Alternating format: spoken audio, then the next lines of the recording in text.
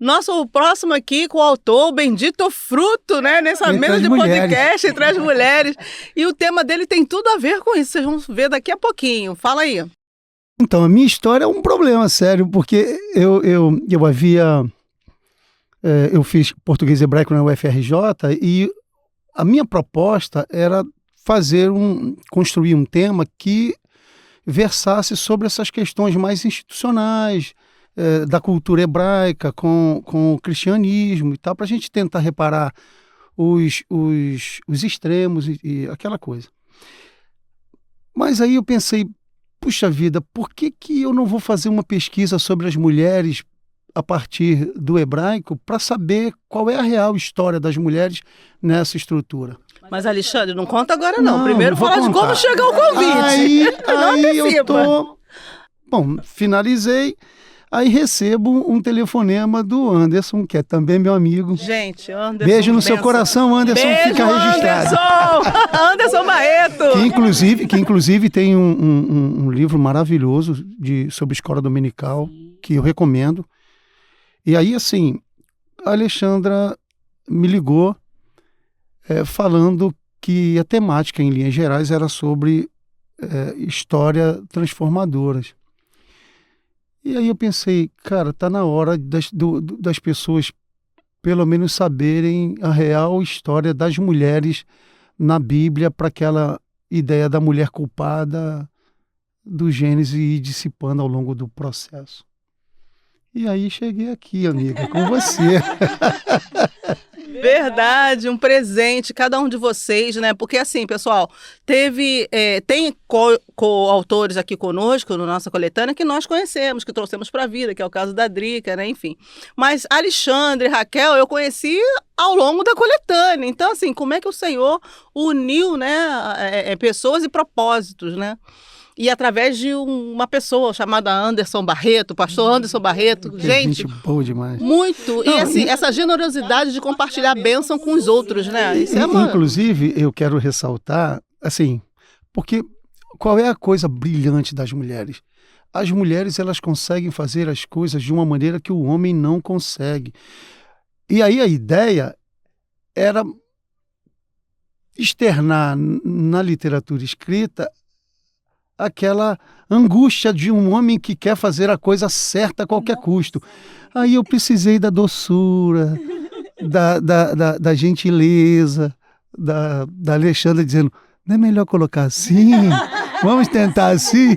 Eu falei, tudo bem, minha amiga, vamos que vamos. Porque, gente, assim, não há dúvida de que o homem, ele tem particularidades que são inerentes à questão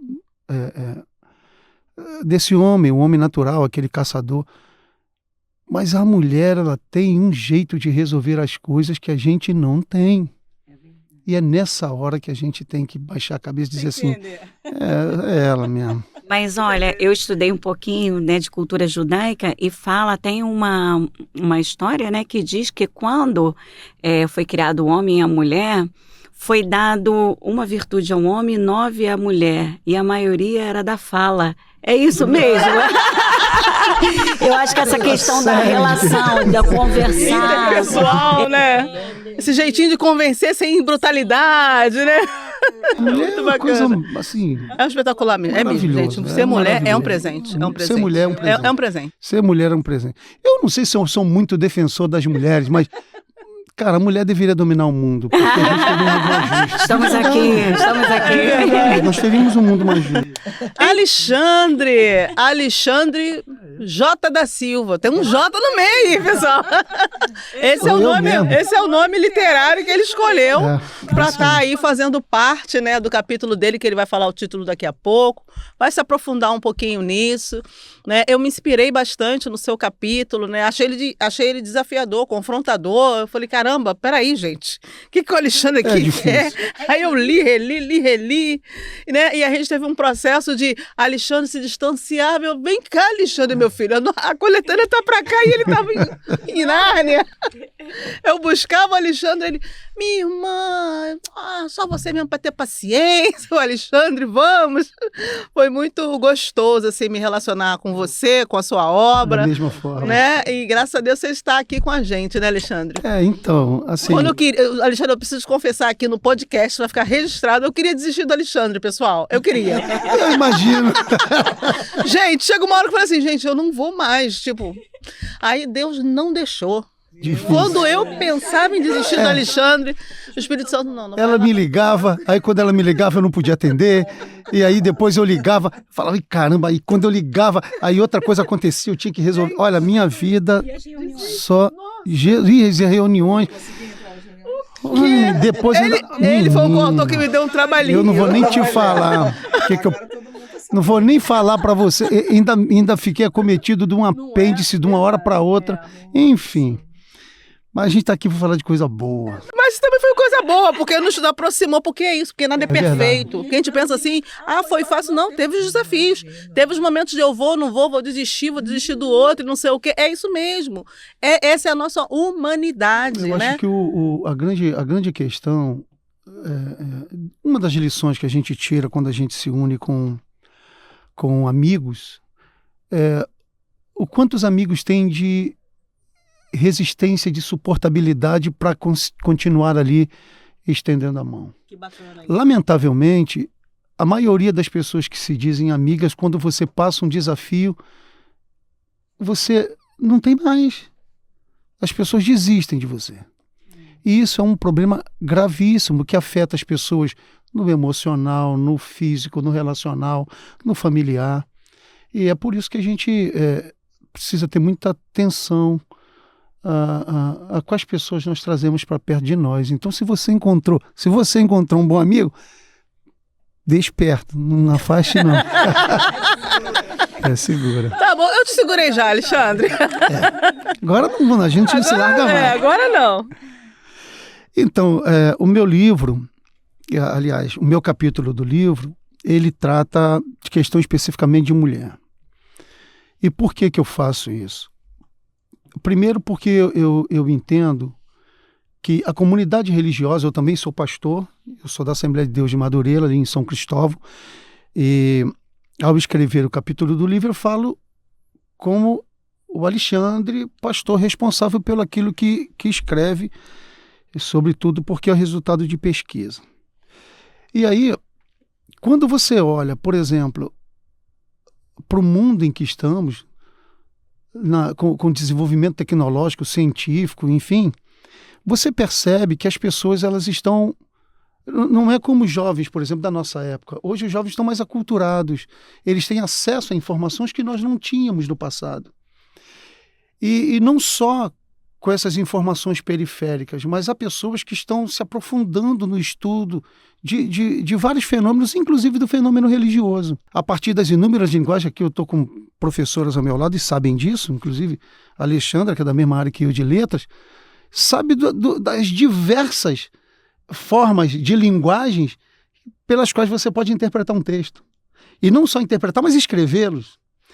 E quando você olha para a Bíblia, essas linguagens estão todas lá.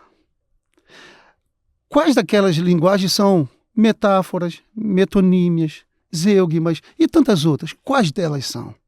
As pessoas estão estudando. E aí quando você pega, por exemplo, um capítulo de livro que reforça a ideia de que nós precisamos falar a verdade sobre a mulher na Bíblia e descaracterizar essa mulher que é a responsável pela introdução do pecado no mundo, isso é responsabilidade nossa como cristão fazer isso hoje.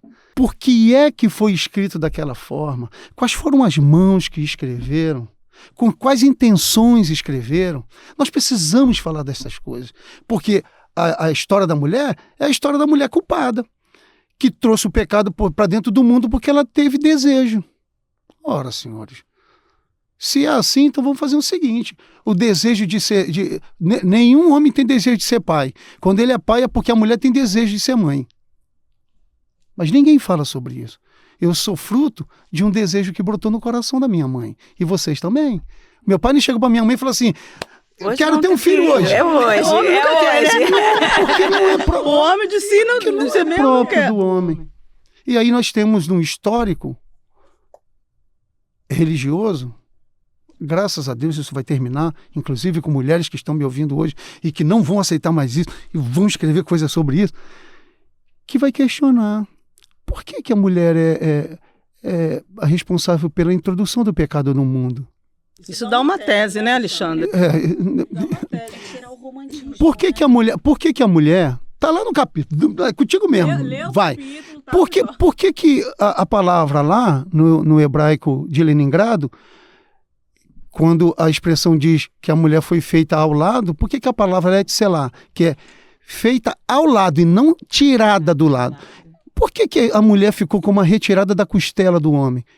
E nós precisamos questionar isso. E por que no capítulo posterior os homens, o escritor diz assim, e fez Deus, homem e mulher, macho e fêmea. Bom, fez ou ele tirou do lado? Polêmico, Alguém hein? vai ter que resolver. Alguém vai ter que resolver esse problema. Olha, Respiremos. Agora, Alexandre, quais outras mulheres você cita lá? Cita algumas. Olha que legal. Você vê um texto resumidíssimo sobre as mulheres mais importantes do Antigo Testamento que preservaram a vida do libertador de Israel, que foi Moisés. Você não vê absolutamente nada mais sobre elas. Você não vê uma história profunda exaltando a história posterior da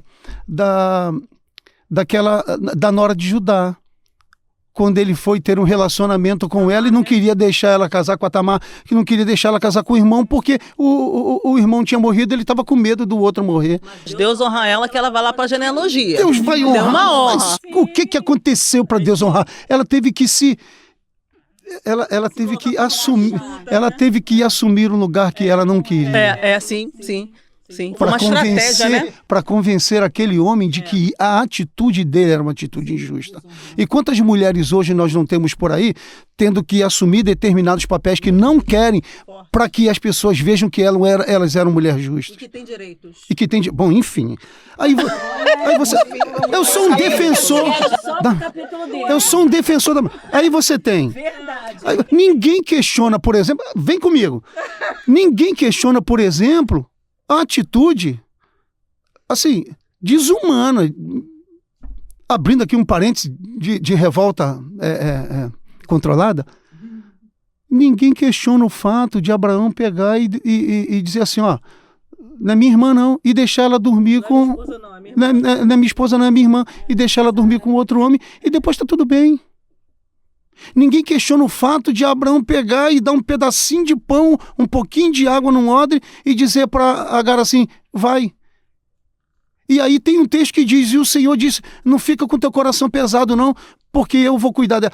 E cuidou. Cuidou. O texto diz, mas como é que Deus pode ser tão injusto assim, dizer para ele, dá só um copo d'água e um pedaço de pão e manda ela embora? Aí entra pro meu capítulo, a injustiça.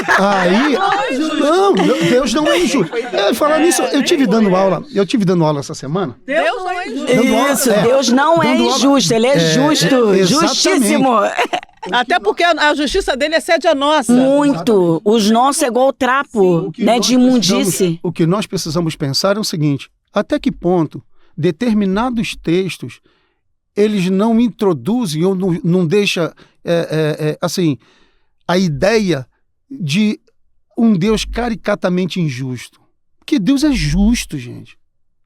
Quando a gente pega a história bíblica, a gente está diante de um Deus justo o tempo inteiro, que só pratica justiça.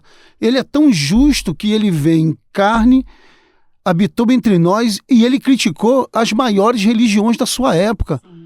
Os saduceus, os fariseus, os essênios. Jesus vai criticar todos eles. Por quê? Pela forma como eles interpretavam o texto, que não era da maneira como eles deveriam ter interpretado. Aí você vai pegar Ruth. Você pega Noemi. Você pega Raabe, tadinha. Novo Testamento também. Não, eu vou te dizer. Quem tem um encontro com Jesus... Tem um encontro transformador? Tem uma história transformadora. É verdade. É isso aí. Pós-lançamento da coletânea Histórias Transformadoras, aqui na Biblioteca Parque Estadual. Nós estamos aqui né, encerrando esse momento de podcast, onde passou por aqui vários coautores que fazem parte da nossa coletânea. Aproveitar a oportunidade para agradecer a Deus em primeiro lugar, agradecer a minha família que sempre me apoia, agradecer os meus filhos, né, meu esposo, agradecer os meus pastores que também nos apoiam e nos abençoam, agradecer os nossos irmãos e muitas pessoas envolvidas. Quero agradecer imensamente ao apoio de todos os servidores da Secretaria de Estado de Educação.